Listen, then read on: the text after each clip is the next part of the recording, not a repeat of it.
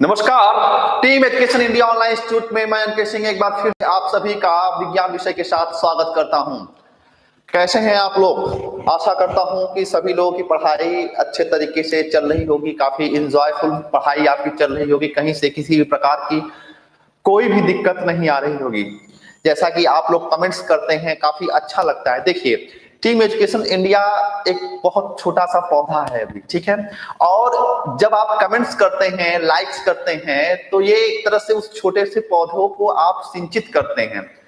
तो ये आपकी जिम्मेदारी बनती है कि इस छोटे से पौधों को कैसे वटवृक्ष बनाना है, ये आपकी जिम्मेदारी है, ठीक है। तो आशा करता हूँ सारी चीजें समझ में आ रही होंगी, कहीं से कोई भी दिक्कत नहीं आ रही होगी। सारे सब्जेक्ट्स, सारे पॉइंट्स जो है आपको क्लियर हो रहे हैं टीम एजुकेशन इंडिया की तरफ से, ठीक है। काफी लोग जुड़ चुके हैं, कुछ लोगों का मैं नाम ले लूं। मनोज जी, देवेंद्र जी, शशि जी, संगीता जी, अनीता जी, सक्सेना जी, लवली जी, प्रशांत उपाध्याय जी, निधि चौहान जी, शोभना जी, अरुण जी, ममता जी, राजेंद्र जी, सुप्रिया जी, सोनल सिंह जी, चलिए, आकाश मिश्रा जी, जय माता दी, जय माता, डॉक्टर उत्तम जी, सक्सेना जी, चलिए सभी लोगों को एक बार फिर से मैं गुड आफ्टरनून कहना चाहूंगा। देखिए, किन किन महत्वपूर्ण बिंदुओं पे हमने बात किया था, 5 मिनट के लिए मैं रिकैप करने जा रहा हूं। पूरी तरीके से कंसंट्रेट हो जाइएगा और मेरी बातों को केवल और केवल सुनना है।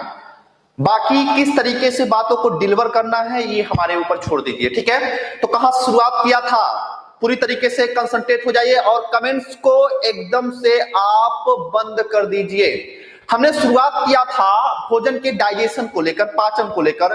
तो हमने कहा था कि जब हम एंजाइम की सहायता से, जब हम जल की सहायता से भोजन के जटिल अणुओं को सरल अणुओं में बदलते हैं तो इस क्रिया को पाचन कहा था। इस क्रिया को क्या कहा जाता है? पाचन कहा जाता है। पाचन की प्रक्रिया के लिए एंजाइम और जल, ये 2 बहुत ही महत्वपूर्ण अवयव होते हैं। एक चीज हमेशा याद रखिएगा, शुरुआत हमने किया था बक्कल कैविटी से, मुख गुहा से पाचन की, और हमने आपको बताया था कि बक्कल कैविटी में रासायनिक और यांत्रिक दोनों तरीके से पाचन होता है। रासायनिक पाचन में इसमें स्लेवरी ग्लैंड्स पाई जाती हैं, लार ग्रंथियां पाई जाती हैं। संख्या बहुत इंपॉर्टेंट है, 3 जोड़ी पाई जाती हैं, यानी कि संख्या में 6 पाई जाती हैं। सब लिंगुअल पाया जाता है, सब मैंडिबुलर पाया जाता है, और पैरोटिड, 3 प्रकार की लार ग्रंथियां मनुष्य के शरीर में पाई जाती हैं, जिनसे लार का स्रावन होता है। और लार ग्रंथियां एक प्रकार की एक्सोक्राइन ग्लैंड के अंतर्गत आती हैं, बहिर्स्रावी ग्रंथियों के अंतर्गत काउंट की जाती हैं। लार में 99% जल, 1% एंजाइम होता है।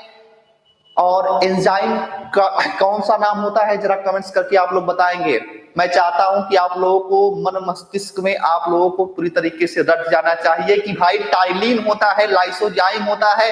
कितनी बार आप बताएंगे, आप ऊब जाएं उस नाम को सुनते सुनते कि टाइलिन होता है, लाइसोजाइम होता है, जो कि इस बक्कल कैविटी में, मुख गुहा में पाया जाता है और पाचन की प्रक्रिया को संपादित करता है।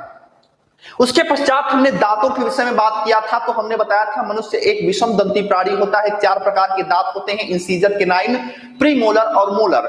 उनकी विशेषताओं के बारे में हमने बताया था, और साथ ही साथ हमने 2 चीजें बताई थी आपको कि अस्थाई दांत ऐसे दांत होते हैं जो पूरे जीवन काल में केवल एक बार निकलते हैं, और ऐसे दांतों की संख्या होती है कितनी? 12। और अस्थाई या मिल्क टीथ ऐसे दांत होते हैं जो पूरे जीवन काल में 2 बार निकलते हैं, 2 बार निकलते हैं, और ऐसे दांतों की संख्या होती है कितनी?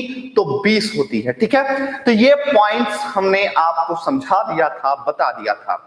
अब भोजन, वही रोटी का टुकड़ा, वही रसगुल्ला जिसको आपने 4 दिन पहले ग्रहण किया था, अभी भी वो बक्कल कैविटी में है, मुख गुहा में है। अब वह धीरे धीरे करके आगे बढ़ेगा। तो जब वह आगे बढ़ेगा तो क्या होगा, देखने और समझने का प्रयास करते हैं। यहां से यहां तक कोई दिक्कत तो नहीं है? आगे हम बढ़े। पिछले क्लास में कोई क्वेरी है तो आप पूछ सकते हैं, नहीं तो हम आगे चलें। जल्दी से कमेंट्स करिएगा आप लोग।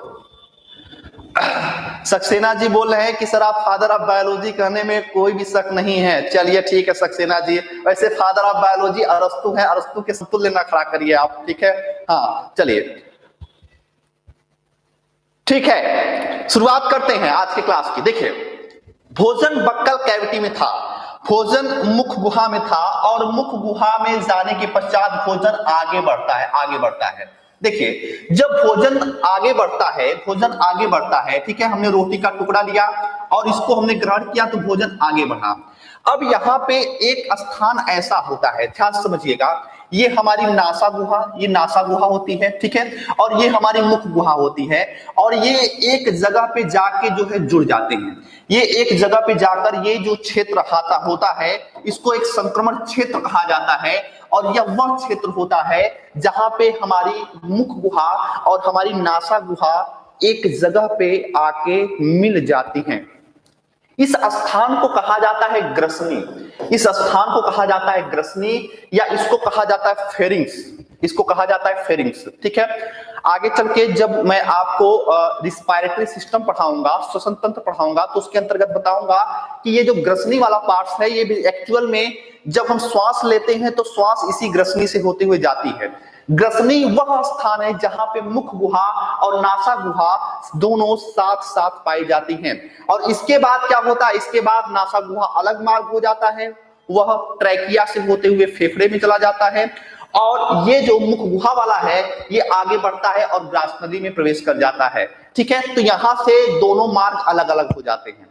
अब यहाँ पे एक मैं व्यवहारिक बात बताता हूं आपको। व्यवहारिक बात क्या है, जैसे आप कभी भोजन करते हैं, ठीक है, और किसी कारणवश किसी की याद आ जाती है, ठीक है, याद आने की वजह से क्या होती है, आपको हिचकी आती है। तो अभी मैं बताता हूं कि याद क्यों आती है आपको।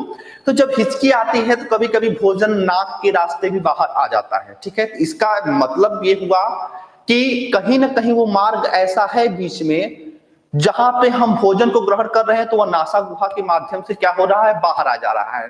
या जब हम वोमिटिंग करते हैं, ठीक है, वोमिटिंग करते हैं तब भी कभी कभी भोजन क्या होता है, नाक के रास्ते बाहर आ जाता है। तो ऐसा क्यों होता है, इसको समझने का प्रयास करिएगा। पहली चीज आप समझिएगा कि ये जो ग्रसनी है और ये जो मुख गुहा है, यहां पर एक वाल्व पाया जाता है, ठीक है, एक वाल्व को आप साधारण भाषा में ढक्कन समझ सकते हैं, ठीक है। क्या समझ सकते हैं कि एक ढक्कन है, लेकिन इस ढक्कन की, इस वाल्व की एक विशेषता होती है। क्या इसकी विशेषता होती है कि ये भोजन को आगे बढ़ने देगा लेकिन भोजन को पीछे जाने नहीं देगा। भोजन आगे तो बढ़ सकता है इस वाल्व के द्वारा, लेकिन भोजन को पीछे नहीं जाने देता है। और इस वाल्व को जो हमारी नासा गुहा और मुख गुहा को जोड़ने का काम करती है, इसका नाम क्या होता है, इसका नाम होता है एपिग्लॉटिस। इसका नाम होता है एपिग्लॉटिस। नाम आपको पता होना चाहिए। मैं आपको, भले ही आप बीईओ की तैयारी कर रही हैं, लेकिन मैं आपको इस तरीके से साइंस पढ़ाने की कोशिश कर रहा हूं ताकि आप किसी भी परीक्षा को देने में किसी भी प्रकार की परेशानी न आए। और याद रखिएगा, बायोलॉजी ही वह पोर्शन होता है जहां से क्वेश्चन सर्वाधिक मात्रा में पूछे जाते हैं। तो एपिग्लॉटिस जो वाल्व पाया जाता है, ढक्कन पाया जाता है, वह इसी यहां पे पाया जाता है। काम क्या होता है, काम ये होता है कि जब हम मुख गुहा से भोजन को ग्रहण करते हैं तो ये ढक्कन जो होता है नासा गुहा वाले मार्ग को बंद कर देता है, और जब ये बंद हो जाता है तो भोजन जो है यह इससे क्या होता है, नीचे प्रवेश कर जाता है और नाक के रास्ते बाहर नहीं जाता है। लेकिन जब हमको हिचकी आती है या फिर किसी और कारणवश से वोमिटिंग होता है तो यही वाल्व आधा खुल जाता है। विषम परिस्थितियों में यही वाल्व आधा खुल जाता है, और जब ये आधा खुल जाता है तो हमारा भोजन बैक हो जाता है और नासा गुहा के माध्यम से वो क्या होता है, बाहर निकल आता है। तो केवल और केवल आपको यहाँ पे जो परीक्षा उपयोगी बातें हैं वो ये जाननी है कि नासा गुहा और मुख गुहा के बीच में एपिग्लॉटिस वाल्व पाया जाता है, और वाल्व की विशेषता होती है कि यह भोजन को आगे बढ़ने देगा या पीछे नहीं जाने देगा। ये वाल्व केवल यहीं पे नहीं पाए जाते हैं, ये वाल्व केवल यहीं पे नहीं पाए जाते हैं, ये वाल्व आगे चल के यहाँ पे भी पाए जाएंगे, यहाँ पे भी पाए जाते हैं, यहाँ पे भी पाए जाते हैं, कई जगह पे ये वाल्व पाए जाते हैं। लेकिन उनका काम केवल एक ही है कि ये भोजन को आगे बढ़ने देते हैं लेकिन बैक नहीं होने देते, पीछे नहीं जाने देते हैं, ठीक है। अब भोजन क्या हुआ, भोजन इस ग्रसनी के द्वारा आगे एक 10 इंच लंबी एक नली में प्रवेश करता है, और इस 10 इंच लंबी नली का नाम क्या होता है, ग्रास नली होता है। क्या नाम होता है, ग्रास नली। तो जरा ग्रास नली के एग्जैक्ट लोकेशन को देखने का प्रयास करिएगा। देखिए, ये आपका मुख गुहा और ये अमाशय, इन दोनों के बीच में ये जो नली पाई जा रही है इसको हम क्या बोलेंगे? आइसोफेगस कहेंगे, आइसोफेगस कहेंगे, या इसको ग्रास नली कहेंगे, ग्रास नली कहेंगे। तो ग्रास नली में क्या होता है समझने का प्रयास करिएगा। अगर मैं ग्रास नली में पाचन की बात करूं, ठीक है, तो अगली हेडिंग आप क्या बनाएंगे?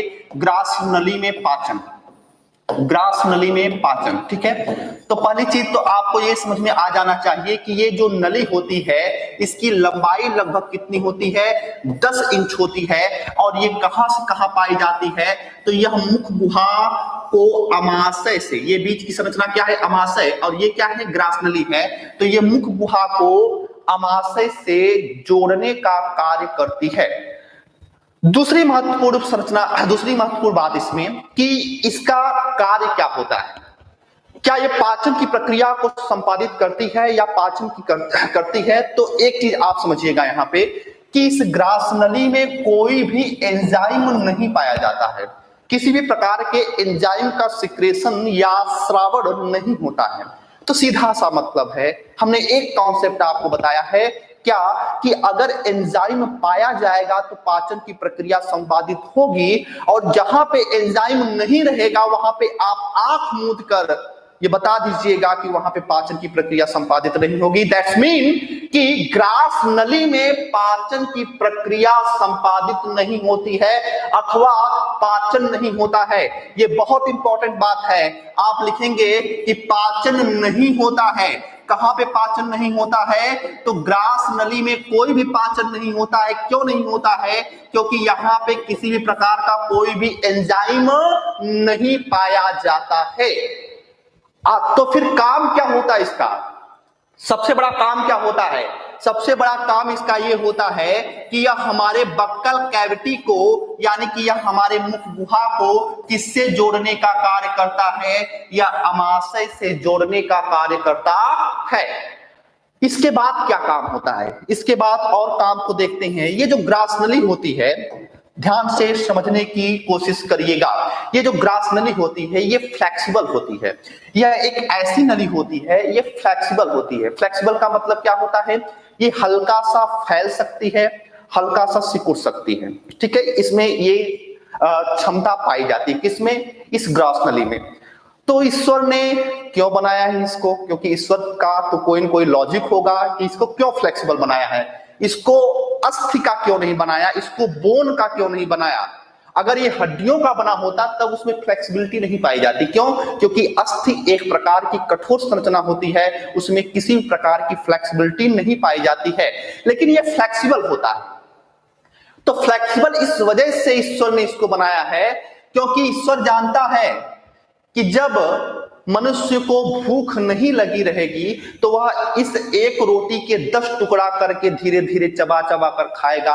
और जब मनुष्य भूखा रहेगा तो वह कैसा एक रोटी को चाहेगा कि एक ही बार में क्या करे? निगल जाए। एक रोटी को एक बार जो है समेटेगा और तुरंत जो है अपने बक्कल कैविटी में, मुख गुहा में धारण कर लेगा। ये ईश्वर जानता था।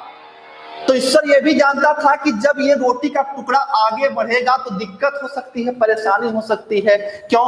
अगर बोन होता तो रोटी का टुकड़ा नहीं प्रवेश कर पाता नीचे, लेकिन ये फ्लेक्सिबल है बेचारा। तो जब आप रोटी का बड़ा टुकड़ा भी डालते हैं तो ये अपने आप को हल्का सा फैला लेता है और कहेगा कि ठीक है भाई, आप धीरे धीरे करके हमारे क्या हो जाइए, नीचे चले आइए।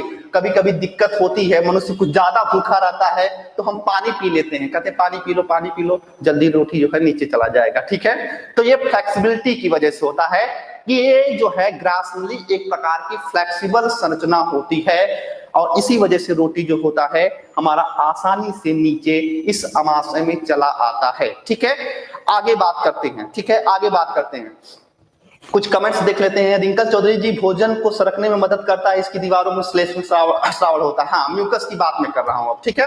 अब दूसरी बात ये है कि याद रखिएगा इस ग्रास नली में, ठीक है, याद रखिएगा इस ग्रास नली की अगर मैं बात करूं तो इस ग्रास नली की दीवारों से एक पानी के जैसा जो है पदार्थ स्रावित होता रहता है इसकी दीवारों से। और उस पानी जैसे पदार्थ को हम श्लेष्म के नाम से जानते हैं। क्या बोलते हैं इसको? हम श्लेष्म कहते हैं, या इसको हम म्यूकस के नाम से जानते हैं। तो आप लिखेंगे कि श्लेष्म का श्रावण होता है। श्लेष्म का क्या होता है? श्रावण होता है। क्यों श्लेष्म का श्रावण होता है भाई? क्या कारण उसका है और उसकी क्या उपादेयता हमारे ग्रास नली में है? ये जो श्लेष्म का श्रावण होता है, ये केवल यहीं पे नहीं, पूरे आहार नली में, पूरे आहार नली में मैं बात करूंगा, चाहे अमाशय हो, चाहे छोटी हो आंत हो, चाहे बड़ी आंत हो, उनकी दीवारों से श्लेष्म का श्रावण होता रहता है। और यह श्लेष्म उनकी दीवारों को गीला बनाए रखता है, जो भोजन को आसानी से सरकने में क्या करता है?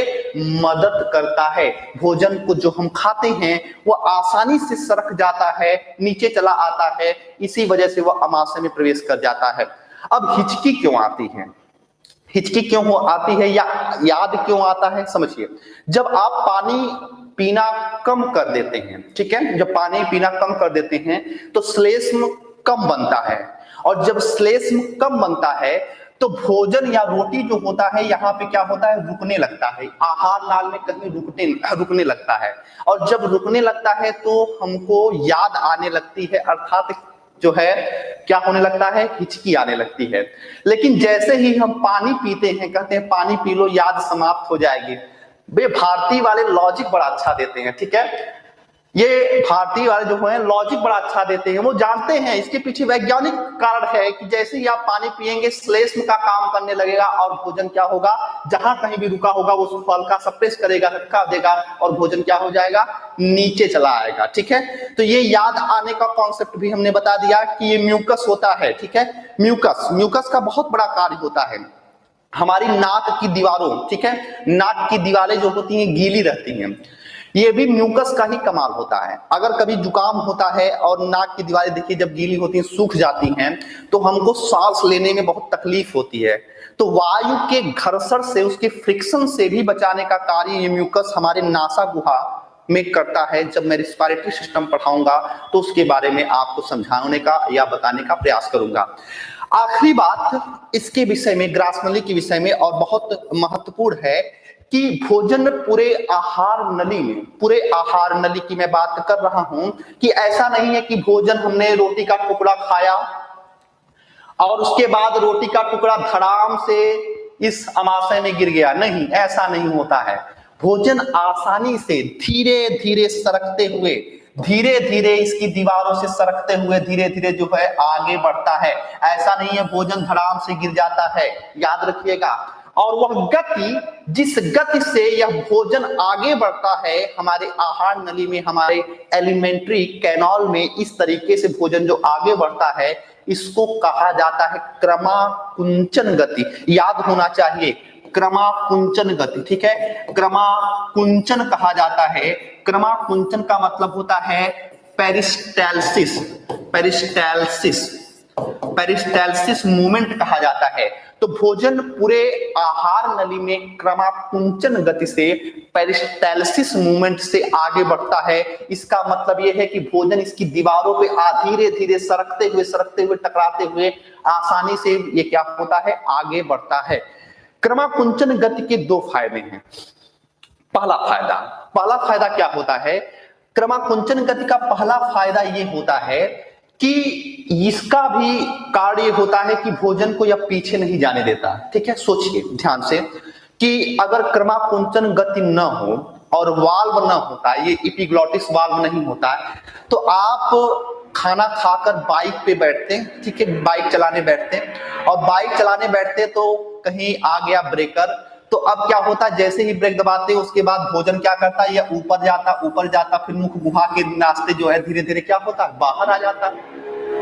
ये ईश्वर जानता था कि आप खाना खाने के बाद कुछ ऐसी हरकत करेंगे, इसी वजह से उसने लगा दिया क्या? क्रमाकुंचन गति, और लगा दिया वाल्व कि ठीक है अब तुम भोजन कर लो, उसके बाद चाहे तुम पेड़ से उल्टे लटक जाओ, लेकिन भोजन बाहर नहीं आएगा। क्यों नहीं आएगा? क्योंकि पेरिस्टाल्सिस मूवमेंट और वाल्व एपिग्लॉटिस ये उसको रोकने का कार्य करता है। तो ये बहुत महत्वपूर्ण होता है कार्य किसका? क्रमाकुंचन का।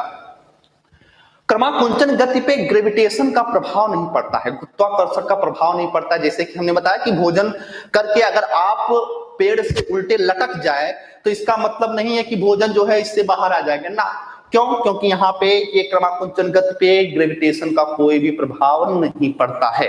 ठीक है, तो इतनी बातें आपको जाननी चाहिए ग्रास नली में। एक बार फिर से मैं समराइज कर देता हूं। 10 इंच लंबी नली होती है, मुख गुहा को अमाशय से जोड़ने का कार्य करती है। एंजाइम नहीं पाया जाता है, इस वजह से पाचन की प्रक्रिया नहीं होती है। श्लेष्म का स्रावन होता है जो भोजन को सरकने में मदद करता है। और क्रमाकुंचन गति से पूरे आहार नाल में, केवल ग्रास नली की मैं बात नहीं कर रहा हूं, पूरे आहार नाल में जो भोजन आगे बढ़ेगा वह किस गति से बढ़ेगा? तो वह क्रमाकुंचन या पेरिस्टालसिस मूवमेंट से बढ़ेगा। बातें क्लियर हुई तो आगे चले, भोजन को आगे सरकने में मदद करे, क्योंकि भोजन अब पहुंच गया है अमाशय में। चलिए बताइए, कोई दिक्कत है अब तक?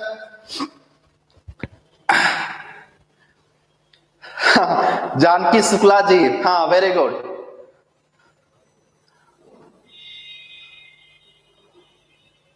ठीक है, चले आगे। ठीक, अब भोजन जो होता है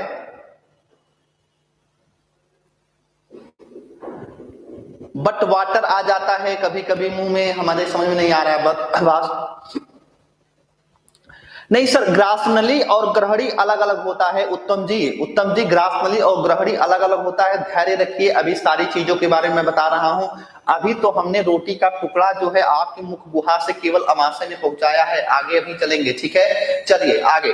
अब भोजन जो है, ध्यान से समझिए, अब भोजन जो है मुख गुहा से होते हुए ग्रास नली और ग्रास नली से होते हुए ये पहुंच गया एक 30 सेंटीमीटर एक थैलीनुमा संरचना होती है। 30 सेंटीमीटर एक थैलीनुमा संरचना होती है और इस थैलीनुमा संरचना का नाम होता है अमाशय। तो अगली हेडिंग आप क्या बनाएंगे?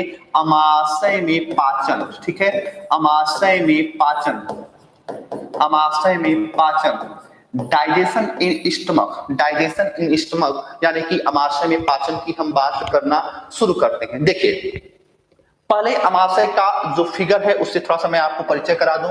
ठीक है, उससे मैं आपको परिचय करा दूं। देखिए, ये एक्चुअल फिगर है अमाशय का। ठीक है, तो अमाशय, पहली चीज तो हमने आपको बता दिया कि ये कितनी सेंटीमीटर है, लगभग 3 सेंटीमीटर एक थैलीनुमा संरचना है। ठीक है, एक थैले जैसी संरचना है और इस थैलीनुमा संरचना की 3 भाग होते हैं। 3 पार्ट्स में अमाशय हमारा बटा होता है। पहला जो भाग होता है उसको हम कार्डियक के नाम से जानते हैं या कार्डिया भी कहते हैं, कार्डियक या कार्डिया।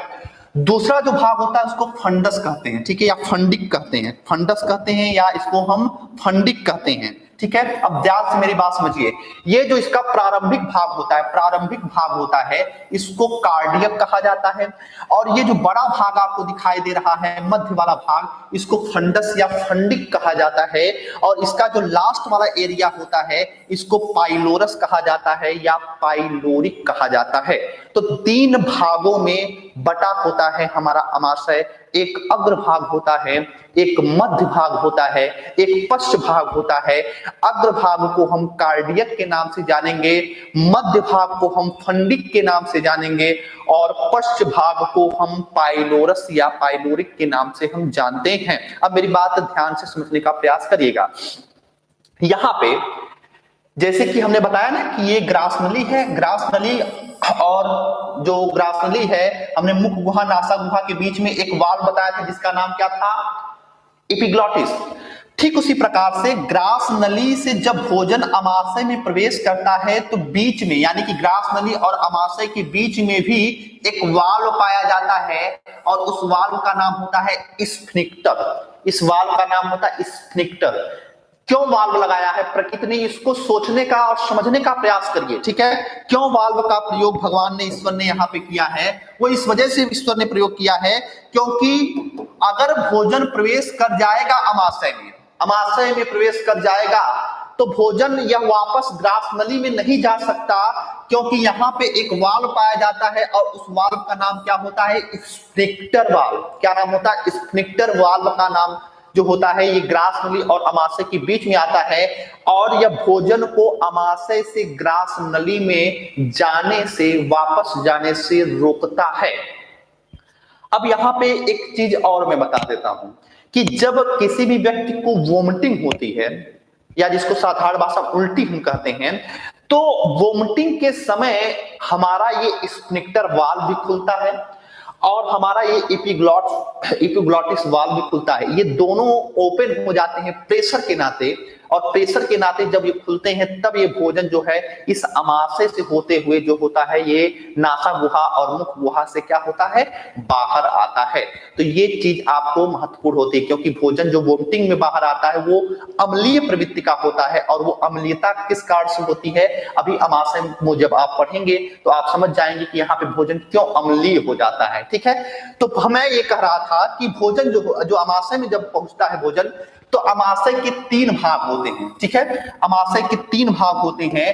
पहला जो भाग होता है उसको हम अग्रभाग कह सकते हैं, अग्रभाग, या अग्रभाग को हम किस नाम से जानते हैं, अग्रभाग को हम कार्डियक के नाम से जानेंगे। ठीक है, कार्डियक के नाम से जानेंगे। दूसरा जो भाग होगा उसको हम मध्य भाग कहेंगे, मध्य भाग, और मध्य भाग को हम किस नाम से जानते हैं, फंडिक। ठीक है, फंडिक। और तीसरा जो होता है उसको हम कहेंगे पश्च भाग, और पश्च भाग को हम पाइलोरिक, ठीक है, पाइलोरिक कहेंगे या पाइलोरस भी कहते हैं। तो ये 3 भाग होते हैं किसके, अमाशय के। हमने आपको बताया है कि अमाशय और ग्रास नली, या ग्रास नली और अमाशय के बीच, ग्रास नली और अमाशय के बीच में जो वाल्व पाया जाता है इसको स्फिंक्टर वाल्व कहते हैं। ठीक है, स्फिंक्टर वाल्व कहते हैं, स्फिंक्टर वाल्व कहते हैं या स्फिंक्टर वाल्व कहते हैं। ठीक है, तो ये चीज आपको समझ में आ जानी चाहिए, 2 महत्वपूर्ण बातें। ठीक है, अब आगे मैं बात कर रहा हूं, ध्यान समझिए। जब भोजन इस अमाशय में पहुंचता है तो अमाशय के बारे में हमने आपको बताया कि यह 30 सेंटीमीटर लंबी संरचना होती है, 30 सेंटीमीटर लंबी संरचना होती है। और इसके बारे में एक महत्वपूर्ण पॉइंट याद रखिएगा कि भोजन जब अमाशय में पहुंचता है तो सर्वाधिक या सबसे ज्यादा जो भोजन विश्राम करता है या जहां पे पाचन की प्रक्रिया होती है वो अमाशय में होती है। लगभग 3 से लेकर 4 घंटे तक, 3 से लेकर 4 घंटे तक भोजन हमारा अमाशय में रहता है और यहाँ पर पाचन की प्रक्रिया संपादित होती है। अब ये भोजन की प्रवृत्ति पर निर्भर करता है। आपने गरिष्ठ भोजन किया है, वसा युक्त भोजन किया है, तो उसके पाचन की प्रक्रिया देर से होगी। कहां पे, अमाशय में। अगर आपने हल्का भोजन किया है तो वह कम ही समय में, फिर भी कम से कम औसतन 3 घंटे लग जाते हैं। हमको ये लगता है ना कि हमने भोजन कर लिया है तुरंत हमको एनर्जी मिल जाएगी, गलत। ठीक है, 3 से 4 घंटे नॉर्मली पाचन की प्रक्रिया होती है किसी भी भोजन को करने के पश्चात, उसके पश्चात ही हमको उस भोजन से एनर्जी मिलती है। तो 3 से 4 घंटे तक, या फिर आप कहेंगे सर्वाधिक देर तक जो भोजन रहता है वह इसी अमाशय में रहता है। अब आपने जो रोटी का टुकड़ा खाया था, ध्यान से समझने का प्रयास करिएगा, वह प्रवेश कर गया है इस अमाशय में। अब अमाशय में जब ये पहुंचा तो यहाँ पे क्या होता है समझिएगा। इस अमाशय की दीवारों में, इस अमाशय की दीवारों में जो होता है एक ग्रंथि पाई जाती है, एक ग्रंथि पाई जाती है, और इस ग्रंथि का नाम होता है जठर ग्रंथि। इस ग्रंथि का नाम क्या होता है, इस ग्रंथि का नाम होता है जठर ग्रंथि नाम होता है, या गैस्ट्रिक ग्लैंड्स नाम होता है। इसको इंग्लिश में बोलते हैं गैस्ट्रिक ग्लैंड्स, या इसको कहा जाता है गैस्ट्रिक जूस। ठीक है, कमेंट्स क्या आ रहा है सक्सेना जी, सर भोजन का कितना टाइम में पूरा पाचन होता है? बता दिया हमने, लगभग कम से कम 3 से 4 घंटे लगेगा। ठीक है, तुरंत एनर्जी ग्लूकोज, हाँ अंशु कोलकर जी सही है। सर पूरा भोजन अमाशय में कैसे आ पाता है, क्योंकि जगह तो कम होती है। नरेंद्र कुमार जी 30 सेंटीमीटर होता है, कम नहीं होती है। ठीक है, गैस्ट्रिक जूस में 3 एंजाइम होते हैं, पेप्सिन, एडेनिन, म्यूसिन। हाँ चलिए मेरी बात ध्यान से समझने का प्रयास करिएगा। तो जठर ग्रंथि, जठर ग्रंथि यानी कि गैस्ट्रिक ग्लैंड्स होता है। अब गैस्ट्रिक ग्लैंड्स यानी कि जठर ग्रंथि से एक रस का स्रावन होता है जिसको हम जठर रस कहते हैं, या जिसको हम गैस्ट्रिक जूस कहते हैं। तो गैस्ट्रिक जूस का स्रावन या जठर रस का स्रावन कहां से होता है, जठर ग्रंथियों से। और जठर ग्रंथि कहां पे पाई जाती है, इन अमाशय की दीवारों में पाई जाती है। ये बात एकदम क्लियर और स्पष्ट रूप से आपको पता होना चाहिए। अब सवाल ये उठता है तो पाचन की प्रक्रिया कैसे होती है? तो इसी जठर रस में दो चीजें बहुत महत्वपूर्ण हो जाती हैं।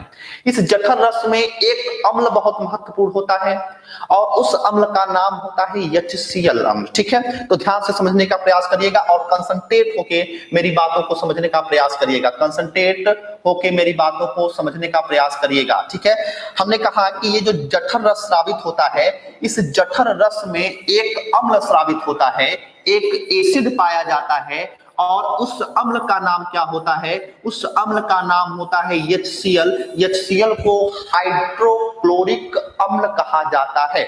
HCl को हाइड्रोक्लोरिक अम्ल कहा जाता है और HCl एक प्रकार का प्रबल अम्ल होता है। यह इतना प्रबल होता है कि अगर HNO3 के साथ मिला दिया जाए, ये आपको पता होना चाहिए कि HCl को जब HNO3 के साथ मिलाया जाता है तो यह अम्लराज बन जाता है, या इसी को एक्वारेजिया कहा जाता है, या इसी को एक्वारेजिया कहा जाता है।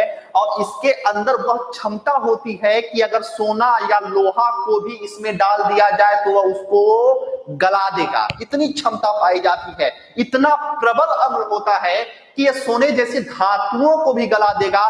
तो क्या हमारे भोजन को नहीं गला पाएगा? भोजन की क्या औकात है, भोजन को भी गला देगा। जब लोहे को गला सकता है, सोने को गलाने में समर्थ है, तो क्या भोजन को नहीं गला सकता है? भोजन को भी तुरंत यह क्या करेगा? पाचन की प्रक्रिया में सहयोग करने का काम करेगा।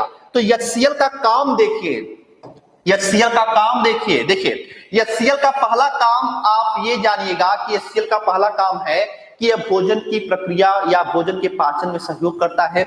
दूसरा जो इसका काम होता है, दूसरा काम कि भोजन के साथ आए हुए रोगाणुओं को, जिसको लाइसोजाइम बेचारा नहीं मार पाया था, जो पहला शक्तिमान जो कमजोर पड़ गया था और कुछ तमराज किल्विस आगे बढ़ गए थे, तो उनको मारने का काम ये दूसरा शक्तिमान करता है, जिसका नाम क्या है?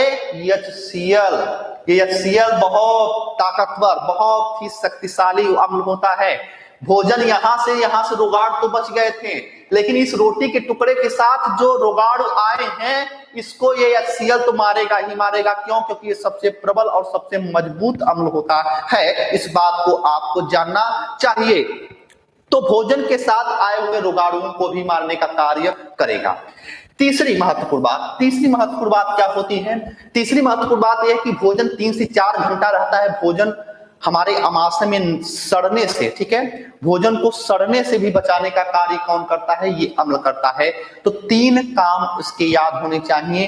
पहला काम होता है ये भोजन के पाचन में सहयोग करेगा, भोजन के रोगाणुओं को मारने का कार्य करेगा, तीसरा भोजन को सड़ने से बचाएगा, और चौथा काम इसका ये भी याद रखिएगा कि कुछ हमारे आमाशय में जो निष्क्रिय एंजाइम का मतलब है कि अभी वो सो रहे थे, लेकिन जैसे ही रोटी का टुकड़ा आया तो उसको सक्रिय एंजाइम में बदलने का कार्य कौन करता है? ये HCl करता है।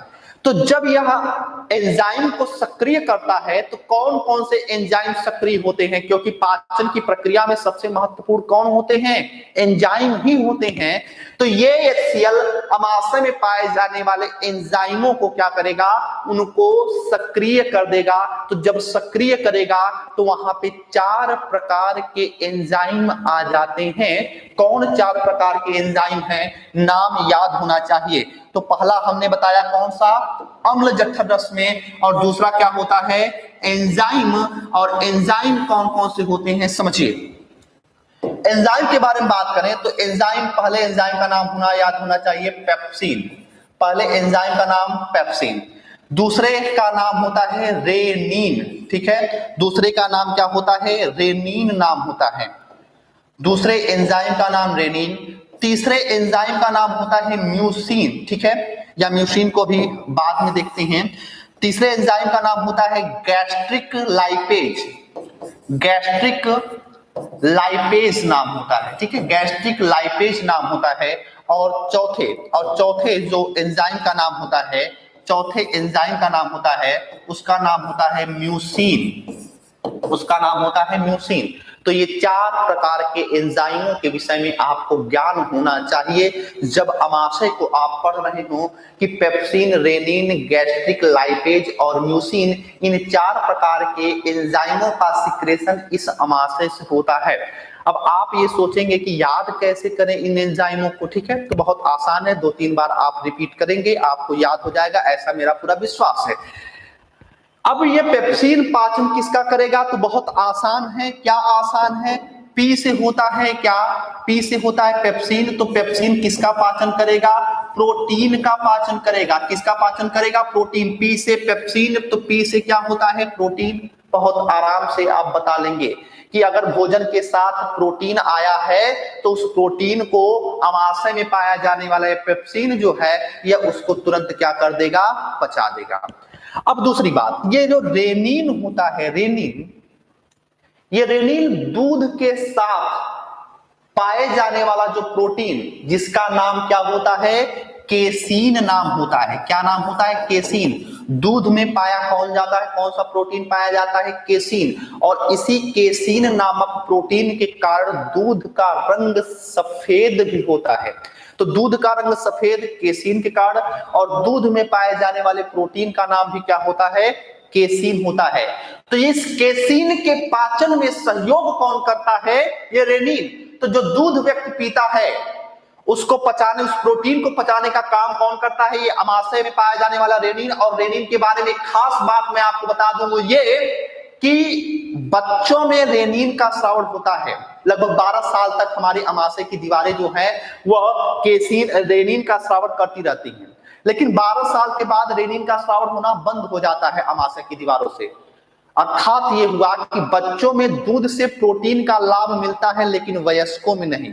कुछ लोगों को मेरी इस बात से आपत्ति हो सकती है, लेकिन जो मैं बता रहा हूं एकदम एग्जैक्ट है। इस बात को याद रखिएगा कि हम दूध पीते हैं तो दूध से जितने भी प्रकार के पोषक तत्व होते हैं वो सारे सब कुछ हमको मिलते हैं, लेकिन दूध से हमको प्रोटीन का लाभ नहीं मिलता है। क्यों? क्योंकि हम वयस्क हैं और वयस्क में रेनिन का स्रावण नहीं होता है, यह बच्चों में ही स्रावित होता है, क्योंकि ईश्वर जानता है कि बच्चों जो होते हैं वह उनका सबसे प्रमुख सोर्स क्या होता है, दूध। तो दूध में पाए जाने वाले प्रोटीन को पचाने का कार्य कौन करता है, यह करता है रेनिन करेगा। ठीक है, आगे चलते हैं। अगला है गैस्ट्रिक लाइपेज। गैस्ट्रिक लाइपेज का सबसे बड़ा कार्य यह होता है कि यह भोजन के साथ आए हुए फैट, भोजन के साथ आए हुए फैट, फैट का मतलब क्या होता है, फैट का मतलब होता है वसा। ठीक है, फैट का मतलब क्या होता है, वसा। तो यह वसा के पाचन में सहायता करता है। ठीक है, अगर भोजन के साथ वसा आया है तो वसा को पचाने में समर्थ होता है कौन, ये गैस्ट्रिक लाइपेज। अब पुनः मैं आपको ले चल रहा हूं बक्कल कैविटी पे। क्यों लेके चल रहा हूं, क्योंकि चीजों को मैं और शीशे की तरह साफ करने का प्रयास कर रहा हूं। हमने आपको ये बताया था कि इस मुख गुहा में पाचन किसका होता है, कार्बोहाइड्रेट का होता है केवल। हमने कहा था कि क्या प्रोटीन का पाचन होता है, तो नहीं होगा, सीधा सा मतलब है। क्यों? क्योंकि प्रोटीन को पचाने वाले एंजाइम यहाँ पे नहीं पाए जा रहे थे। तो हमने कहा था यहाँ पे फैट का पाचन होगा, तो नहीं होता है। क्यों नहीं होता है? क्योंकि फैट को पचाने वाला यहाँ पे एंजाइम नहीं होता है। तो इस बात को आप हमेशा याद रखेंगे कि केवल और केवल कार्बोहाइड्रेट का पाचन इस मुख गुहा में होता है, बक्कल कैविटी में होता है। न तो यहाँ पे प्रोटीन का पाचन होता है और न ही यहाँ पे फैट का पाचन होता है। ध्यान दीजिएगा। अब भोजन आया और भोजन के साथ अगर प्रोटीन होगा और फैट होगा तो वह उसका पाचन कहां पे होगा, अमाशय में। तो क्वेश्चन ये बनता है कि प्रोटीन के पाचन की शुरुआत कहां से होती है, तो अमाशय से होती है। वसा के पाचन की शुरुआत कहां से होती है, तो अमाशय से होती है। और कार्बोहाइड्रेट के पाचन की शुरुआत कहां से होती है, तो मुख गुहा से होती है। अमाशय में क्या कार्बोहाइड्रेट का पाचन होता है, तो नहीं होता है। क्यों? क्योंकि प्रोटीन आपने देख लिया पच रहा है, आपने यहाँ पे प्रोटीन देख लिया पच रहा है, यहाँ पे आपने देख लिया वसा पच रहा है, लेकिन कार्बोहाइड्रेट को पचाने वाला तो यहाँ पे एंजाइम है ही नहीं तो आप कहेंगे कि यहाँ पे कार्बोहाइड्रेट का पाचन नहीं होता है, जबकि प्रोटीन और फैट के पाचन की शुरुआत यहाँ पे अमाशय से हो जाती है। ये बातें एकदम क्लियर और बहुत ही सेंसिटिव तरीके से समझने की जरूरत है, क्योंकि क्वेश्चन यहां से बने हुए हैं।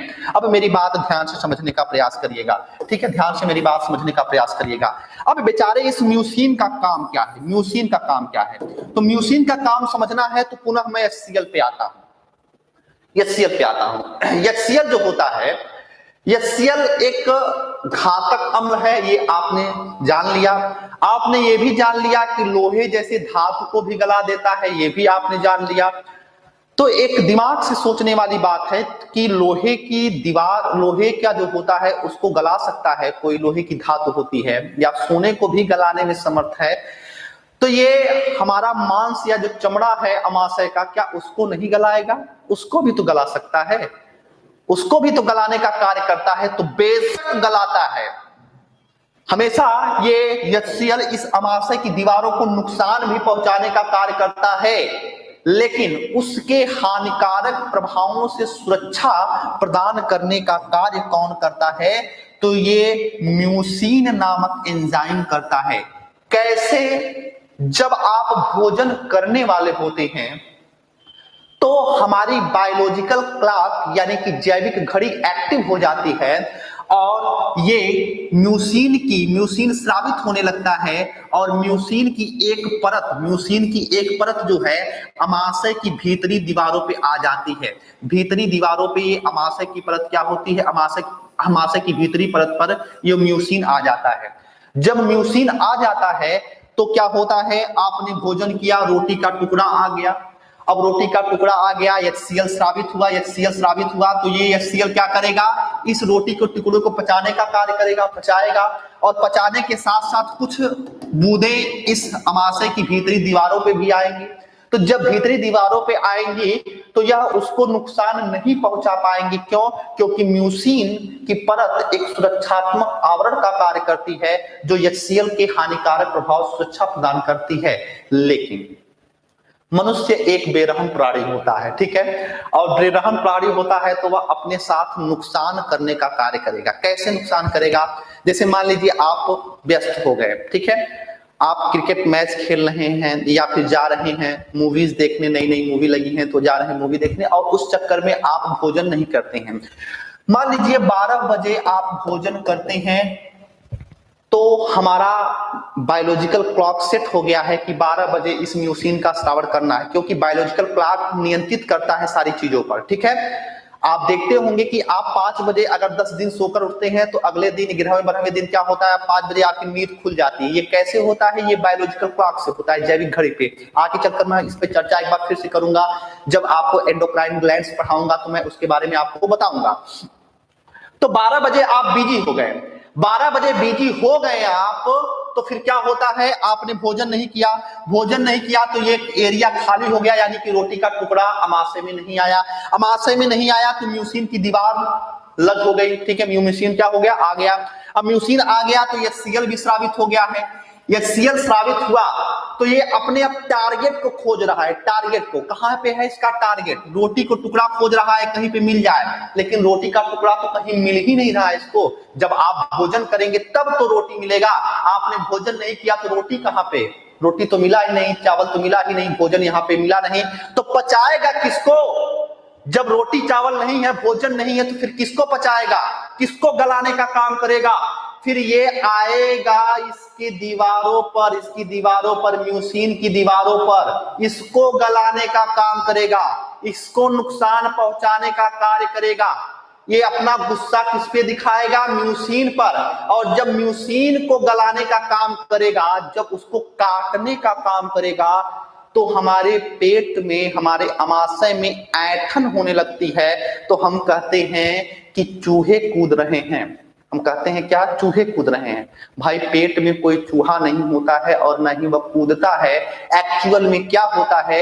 एक्चुअल में ये HCl म्यूसिन की दीवारों को नुकसान पहुंचा रहा है, काट रहा है, और ये म्यूसिन कहता है कि भाई आप भोजन जल्दी से ग्रहण करिए।